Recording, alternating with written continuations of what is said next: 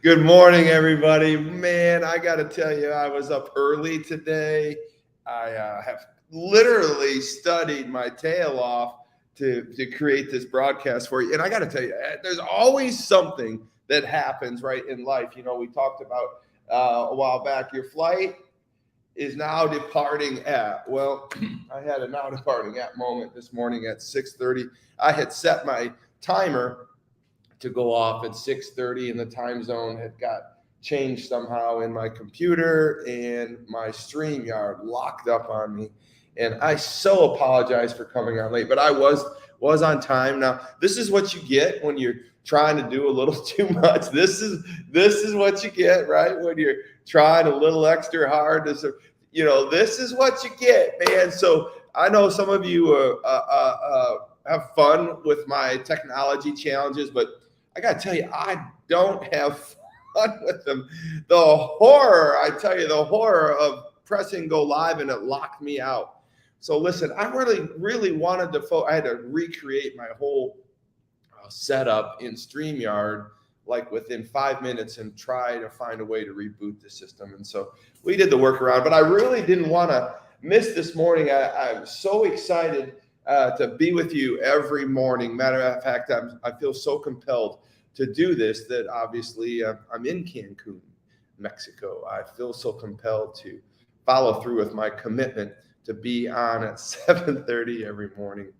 You know, we've come a long ways with this show because it was from between 5 a.m. to 8 to allow me some movement and time. But I've just felt like it's better for me to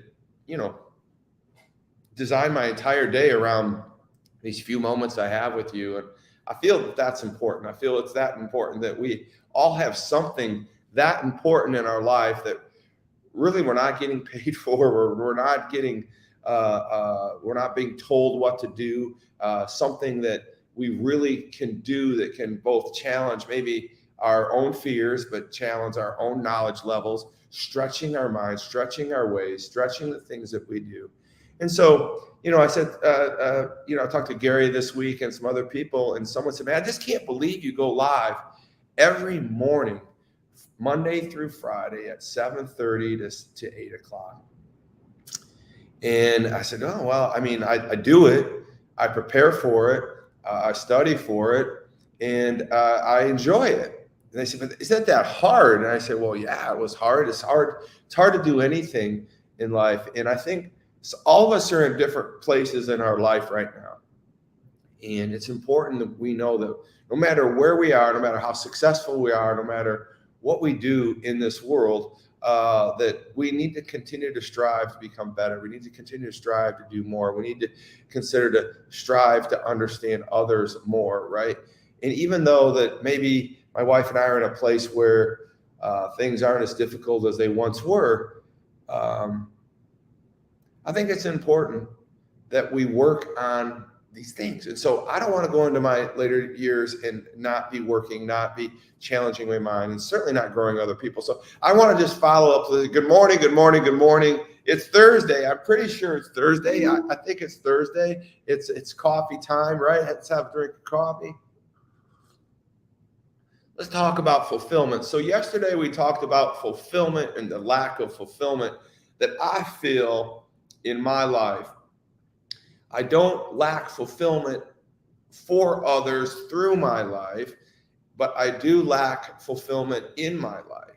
And this was all spawned by the story of me saying goodbye to a friend yesterday at 5:30 in the morning, and I was running a little behind, and I asked him, if he had a topic he'd like me to discuss. He said fulfillment. And so we beat that up quite a bit yesterday. But what happened during that process is that it caused me to start thinking about myself differently, start thinking about you differently in this idea of fulfillment. And what am I sharing with you? And what am I teaching you about fulfillment? What am I teaching you about life in this regards in my actions? And so I think it's important, one, that you understand how you look at me is important. And you look at other successful people is important. And I've been very, very strong in telling you that success is simply following through with a plan that you've created, right? Your success, your successionaire status is clearly your ability to follow through and execute a plan that you have. And you are no worse off or better than an Elon Musk. His plan just simply was to go to Mars. Your plan is simply to create this business and to be successful in this business and move it from this place called success to significance. And we need to focus, right? This goes all the way back to this all a damn trap, right? You get me going on this all a damn trap, and you can just see where my mind is kind of moving through these insecurities in life. And I really want you to focus on the fact that I am going through this with you too. I have been successful in many things, and now I'm in an area where I'm growing a new organization with Wire Differently. And in all of these steps, I had this same process. Am I good enough? It's daunting. And so I just want you to understand that you're not alone as you're a startup, you're stuck, you're stalled, you're moving through a small business growth piece. And I just wanted to take you through this idea of fulfillment. We all struggle with our abilities to be fulfilled in our life to some degrees. Now, some of us wake up and they're very certain. My wife has never, to my knowledge, felt like she wasn't being fulfilled, like she wasn't good enough. I mean, I'm so attracted to that about her. She's just amazing in that regards. And I think my youngest daughter, Kara, is more like my wife in that regards. My other two daughters, Courtney and Kendra, are more like me. They're like, do we measure up? Are we going to be good enough? And I think part of it is they measure their lives to other people, which we do. And I think we've got to learn how to curve that, right? And Instagram and Facebook and all these following other people and seeing what they're doing and feeling that you're not quite good enough, feeling that you're falling short. Why can't I be TikTok famous? Why can't I be more? I fall into all that trap too. And so I wanted to double down today on, this imposter syndrome.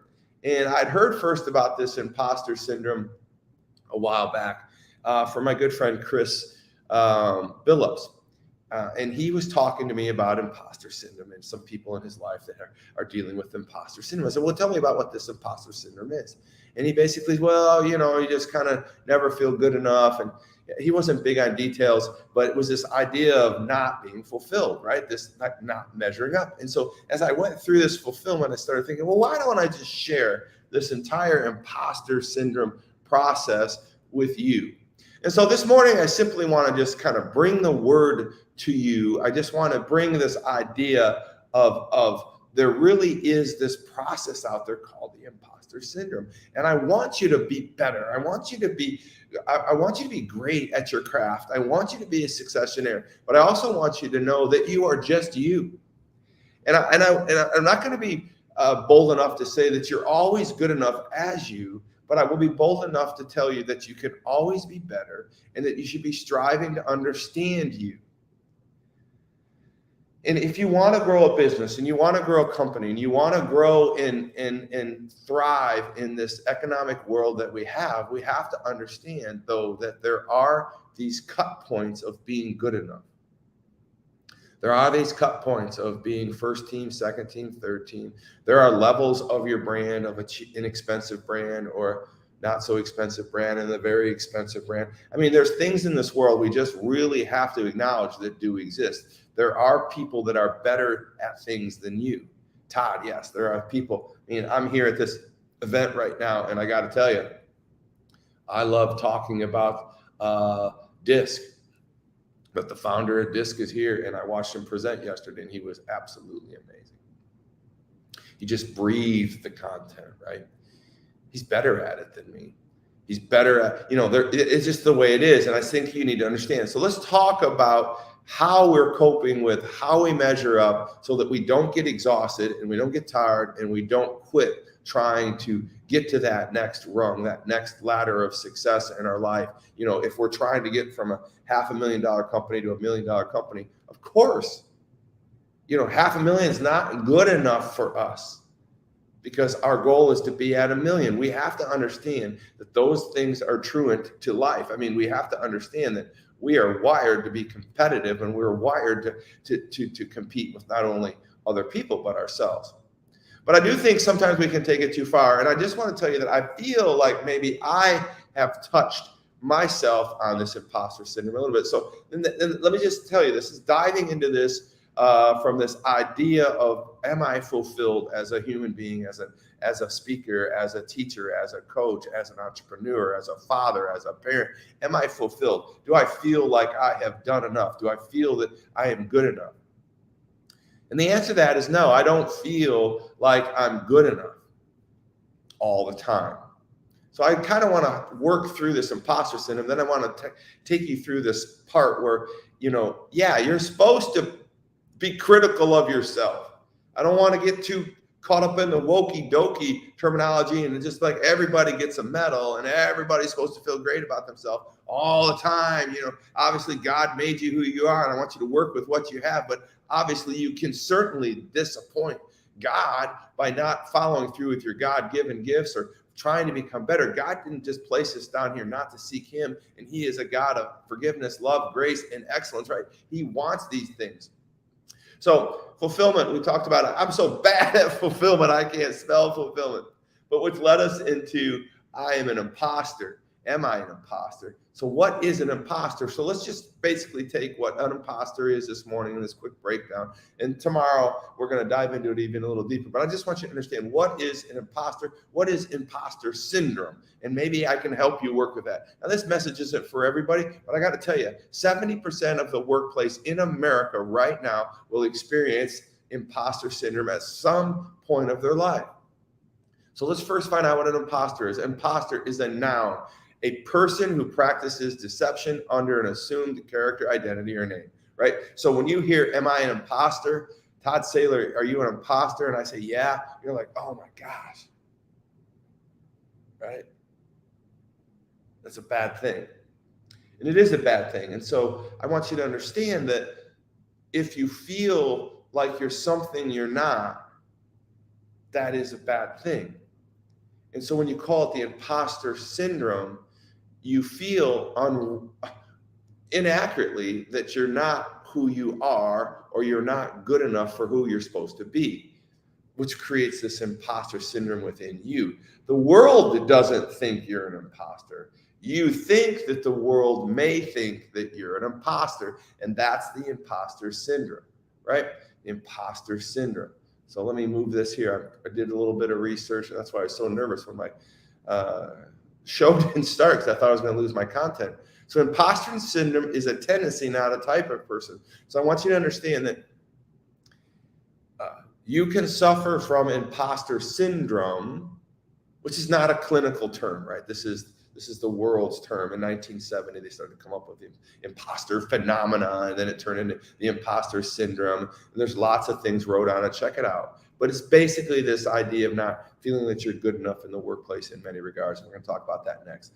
But the imposter syndrome is a tendency, not a type of person. So it's part of all of our personality traits, but it's a tendency. It kind of comes on and it comes away. It comes on and comes away. But what is your tendency to do? You tend to eat candy versus vegetables, or do you tend to eat meat versus salad, right? Do you tend to think negatively versus positively? This is a tendency, right? And I want you to understand that you can fix this tendency, but you need to be aware of what you have. So imposter syndrome is a tendency, not a type. You tend to think you're not good enough, right? Imposter syndrome, a person feels that they are not good enough, right? So at times, I want to confess, and I like to use myself, it's a good mark, but as a bad mark in some regards too. I want you to understand, I've had amazing success with this coaching program.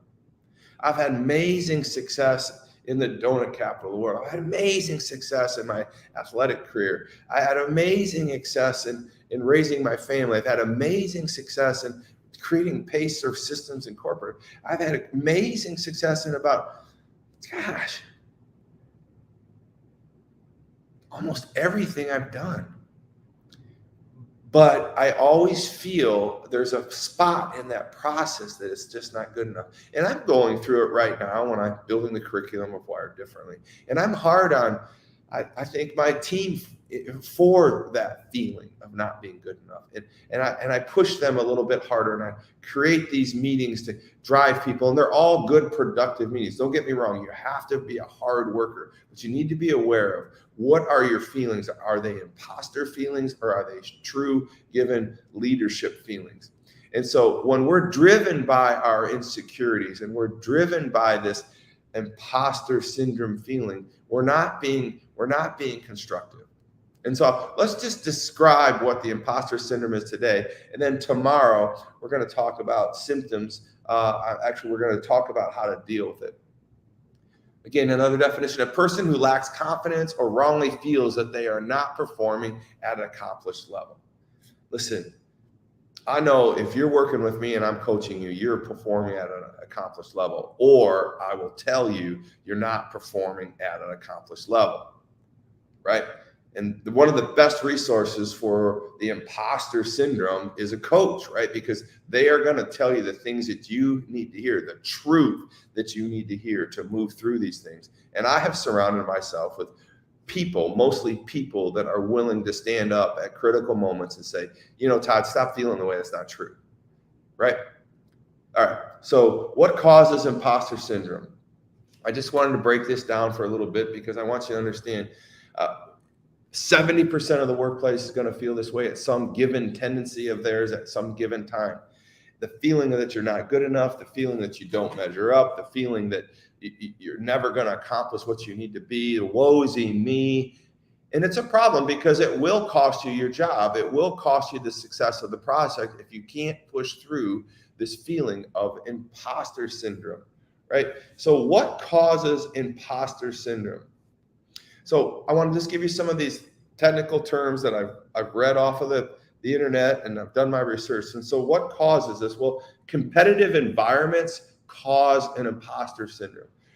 And competitive environments are always going to be out there if you want to win in this world, in this capitalistic endeavor that we're going on right now as an entrepreneurial people, right? If we want to be the best in our job, if we want to be the best in our industry, if we want to be the best in our craft, in the world, right? If you want those things, you are going to completely be subject to this concept of imposter syndrome. And I want you to be looking out for it. And when you start to feel it, you can say, that's the imposter syndrome. I am not going to yield to the imposter syndrome. That's just the syndrome. That's not who I am or what I'm going to do or where I'm going to go. That's this thing. You know, some people may call it even Satan. It's this thing that's creating you to think a certain way to keep you from getting to your certain goals. And I want you to know that that is that imposter syndrome. So competitive environments, highly intense pressure can create this self-doubt, can create this ability that you're not good enough, or you haven't studied hard enough, or your presentation wasn't good enough,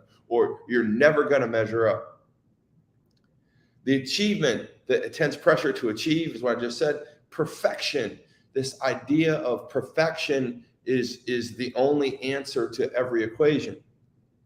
I have a good friend, Del Tor McNeil. He was one of my coaches, and we talked about this idea of perfection. We never brought up imposter syndrome. Interestingly enough, I think he would, you know, that he would concur on all these things in the study of this, because I think maybe even he suffers from that a little bit. Any of us that go on the stage and we have to perform, right?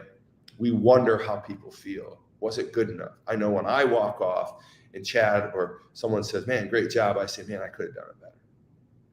And some people may celebrate that as like, wow, what a warrior, what a warrior, what a warrior. What I don't think it's healthy.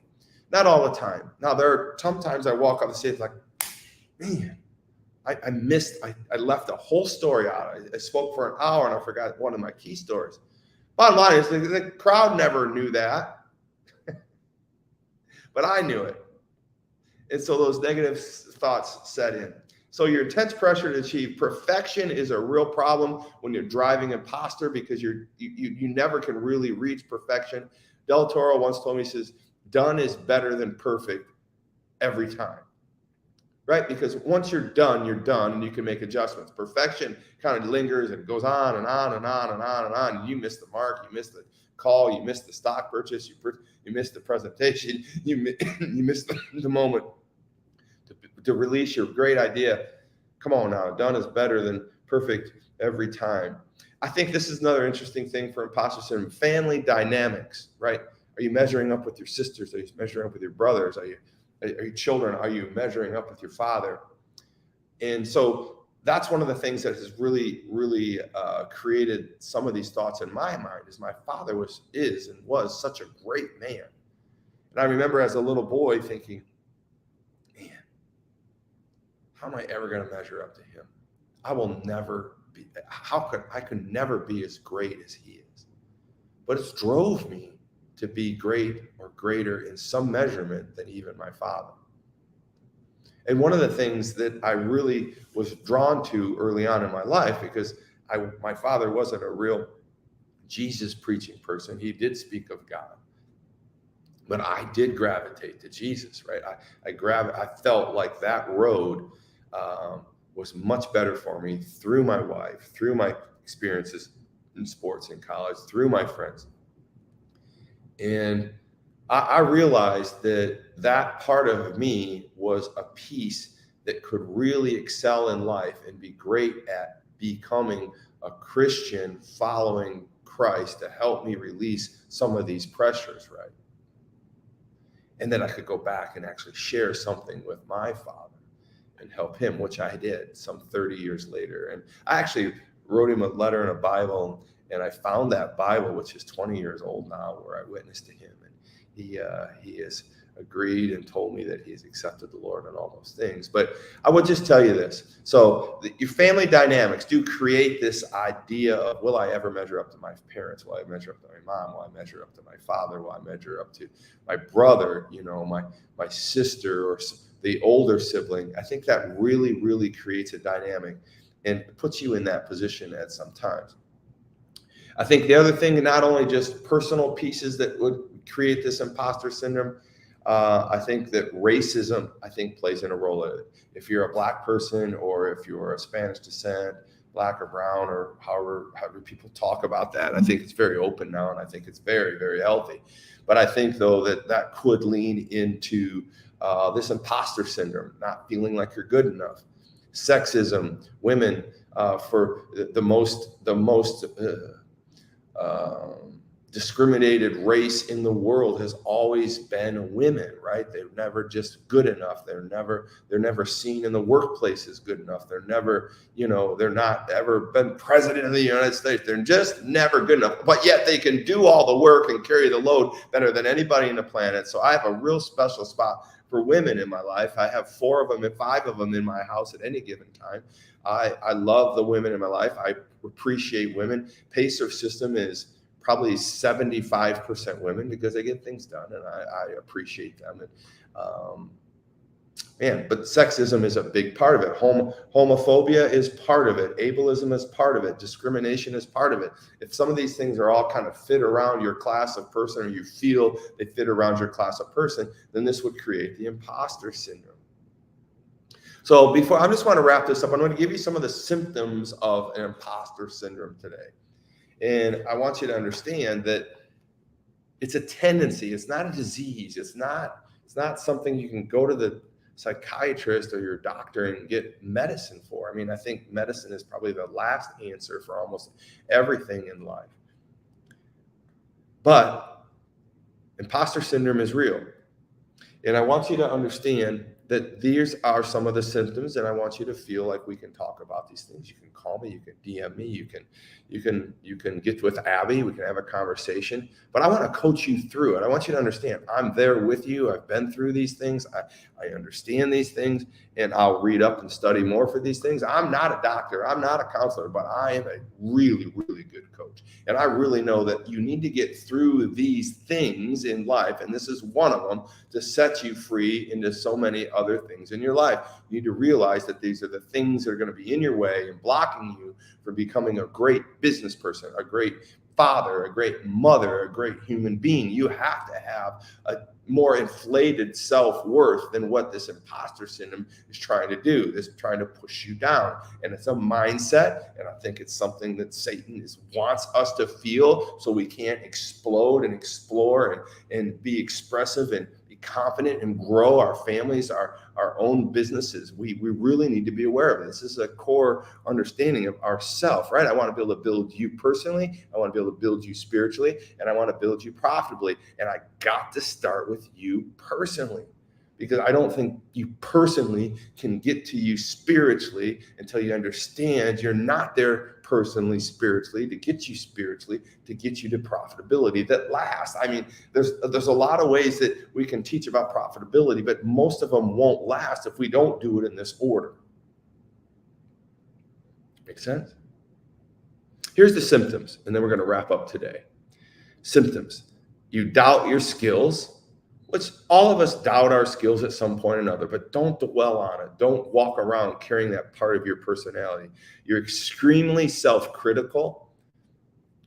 I think it's good to be critical of yourself, but to be overdone, baked up, burnt, toasted, and extreme self-critical. I mean, you go home and you beat yourself up and you tell your husband or your wife you're not good enough. You don't like the way your body looks. You don't like the way your portfolio looks. You don't like your bank account. You don't like the way you raise your children. I mean, you just cannot do that because you can't move past it. Those thoughts are just piling up on you and creating you more that way. Self-critical, tendency to overemphasize your mistakes. Oh, man. I mean, mistakes happen, but if you live in the mistake world, you're only confirming that you're going to make the same mistake again. Deal with it. Move on. Mental note. Learn from it. Move on. Don't live in your mistakes. Fearing you could be exposed as a fraud. And I think this is the biggest one out of the imposter syndrome that made me feel like, maybe I have that tendency once in a while. My biggest fear in this Wired Differently world is that someone would look at me as a fraud.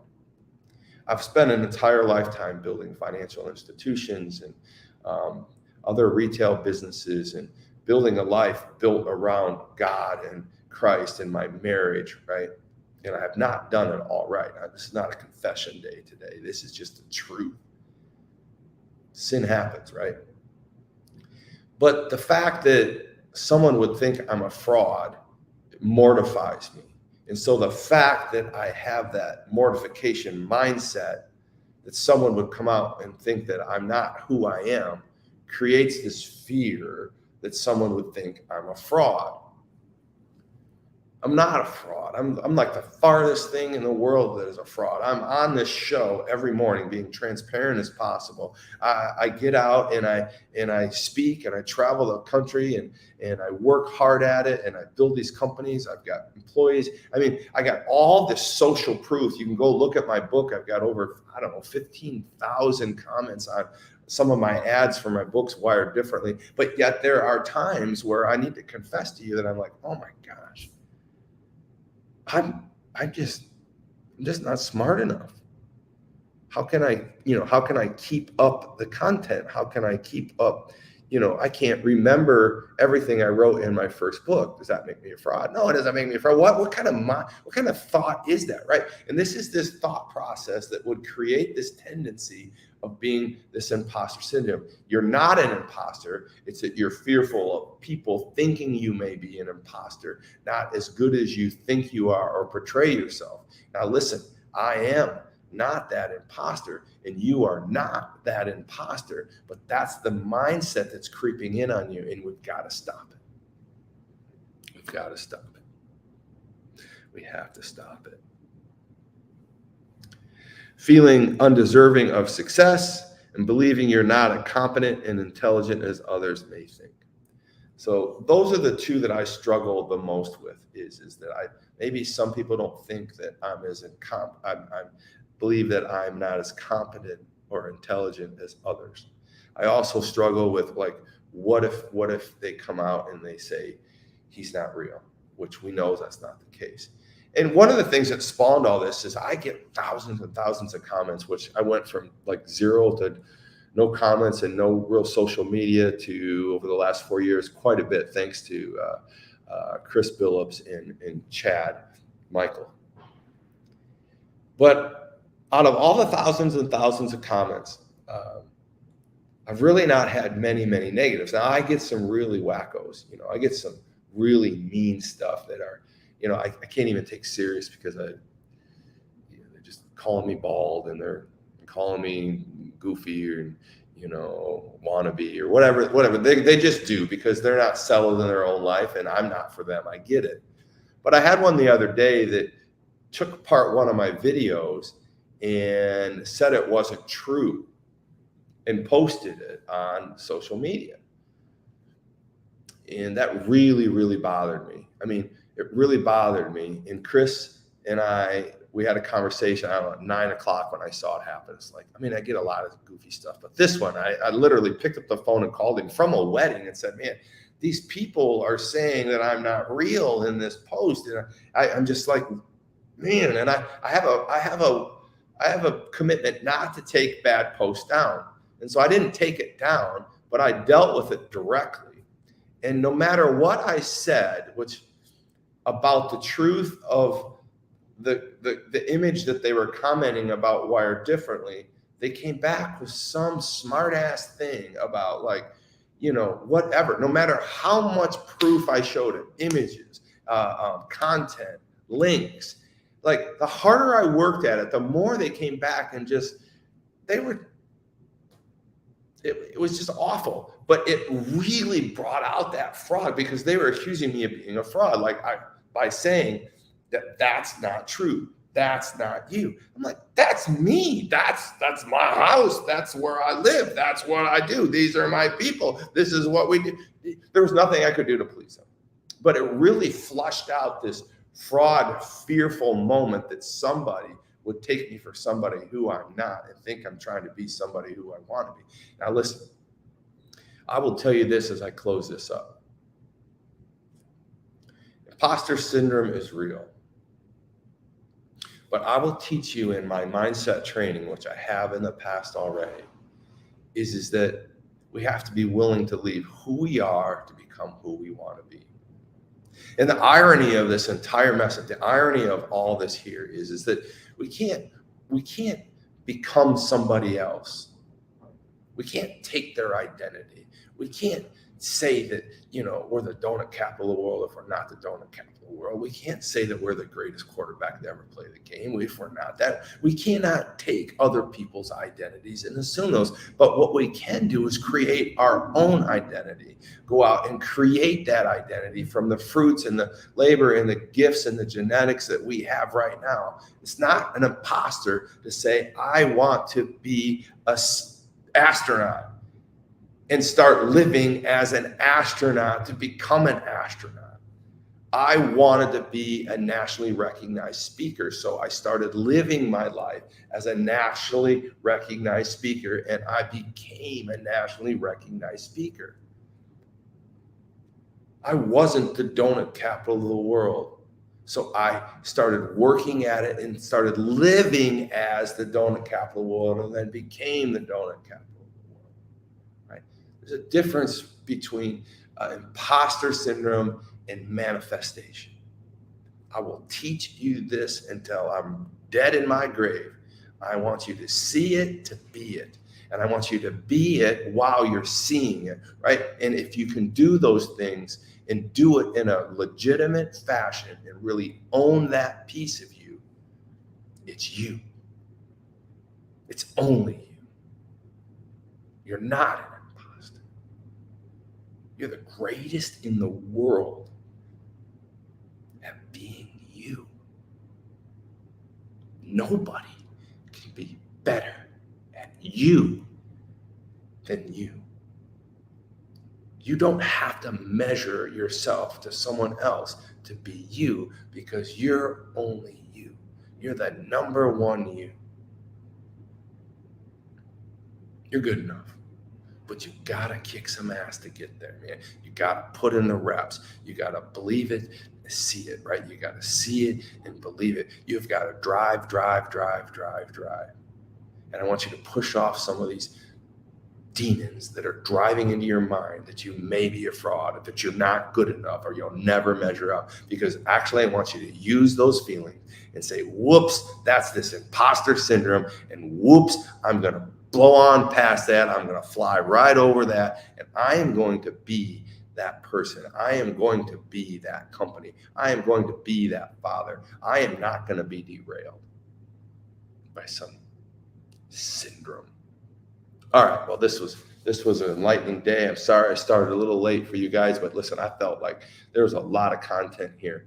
I think that we're going to have fun wrapping up with this tomorrow, and we're going to talk to me how to deal with imposter syndrome, how to overcome imposter syndrome tomorrow. All right. You guys have a great day, man. I loved it. I know it was a little deeper today, but I think it's important that you guys understand I care that much about you, and that we do have this tendency as high achievers to suffer from imposter syndrome in some degree. All right, man. What a great day. I'm going to get on to my next meeting, but you guys are a blessing. Let me see. I'm going to go and check some comments out. Man, I get into this whole thing here, and I get to forget to recognize because my teaching is so important to me. All right. Hey, Jason, haters, bro. I struggle with a lot of this at the bin store. I know, man. I know, Jan. Oh, your real energy and all. I get you. Jan Gates. Oh, man. She knows. Jan's known me since I was, I don't know, a kid, 21 years old. Jan, if you're still on, tell me.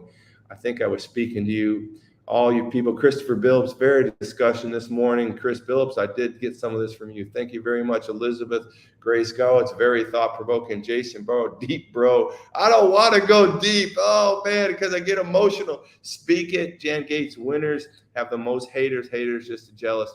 I get it, man. Elizabeth Grace, thank you. Got clapping from here. Debbie on fire. You know, I kind of felt, I don't know if I was on fire, Debbie, but I really felt compelled that this topic needed to be discussed and we need to tailor it. It came from fulfillment. So listen, you guys are a blessing. I'll check the other channels after I get off here. But listen, I got to get to this meeting, man. In Cancun, I'm on this tight schedule. I cannot get off of it. But I'm like, this vacation, I'm so ready to go back home and go on a real vacation because this is too much work, man, the stress. But I love y'all. Have a great day. Get to toddsaylor.com. Get to tikihut.com. Get to toddsaylor.com. Click Tiki Hut. Man, I want to see you at the Tiki Hut. I guarantee you're going to get some stuff. You're going to get some great stuff. You're going to meet some great people. We're going to stretch you. We're going to have fun with you. Jan Gates is a little bit worried about getting on the obstacle course. Don't worry, Jan. You're going to crush it like you've crushed everything in your life. Elizabeth, man, I'd love to have you at the Tiki Hut retreat. We're going to see Jason there. Captain Luther will be there. Debbie is going to be there. All of the players that I see online right now are going to be there. I'm not sure about Luther. He hasn't committed. You know what, Jason, you better get on the horn and call your teammate, Luther, and find out what his commitment level is. Good morning, Captain Luther. Captain Luther is the captain of the show because he was the first follower when I was going on at 4 a.m., and he's been my friend for so many years. All right. Hi, Alyssa Pear. Nice to see you. I want to make sure I get everybody in. Heather, David Williams, good morning. Good morning. All right, man. Now people are just picking up on this, giving comments. I love you guys. I got to go, man. My wife's going to say, where is my man? All right. To you, toddsaylor.com. TikiHutRetreat.com. Tiki Hut Retreat. Click it. Man, we are filling up. It's great. We picked up another 5 this week, 5 or 6 this week. Chris will tell you. Anyways, get there. I want you there. God bless you guys. Have a great day.